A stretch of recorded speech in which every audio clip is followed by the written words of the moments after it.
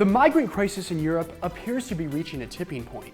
Last night, European leaders met to try to figure out what to do with the thousands of migrants and refugees pouring into Europe every day.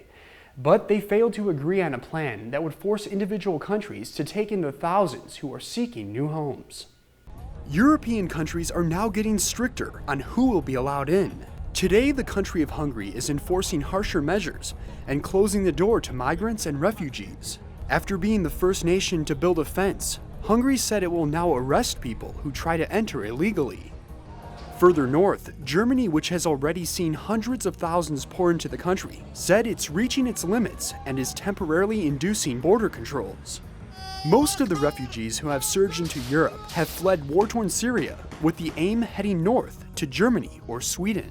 And as countries are creating tougher restrictions, the United Nations is now warning that refugees could find themselves in limbo, being stuck in one country and not being able to move to another.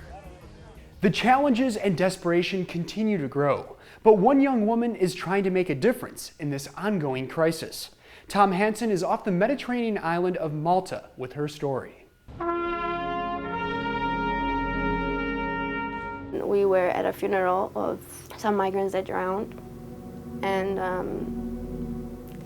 the most horrible thing is that they were, on the casket, there were numbers, not names. There was a casket of a 13-year-old boy, and it's just like, it kills me. It kills me that it takes people dying to make news. It shouldn't be that.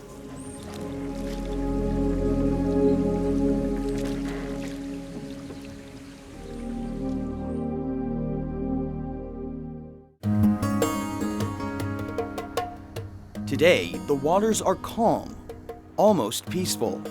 The crew on board the Phoenix celebrate another successful rescue mission on the Mediterranean Sea. But this isn't the Coast Guard. Most of the people on board are actually trained volunteers, and this boat belongs to the Catrimbone family. So this is where all of the people are brought on board. Yeah, and my dad calls it the Gate of Hope. When they come on the boat, it's like they're born again. Yeah. So it's the Gate of Hope. New hope, new life, new start.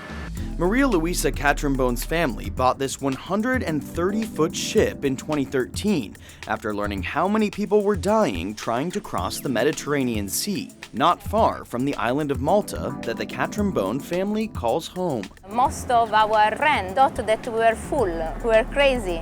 Why invest your own money to help other people? But me and my husband, we say, why not?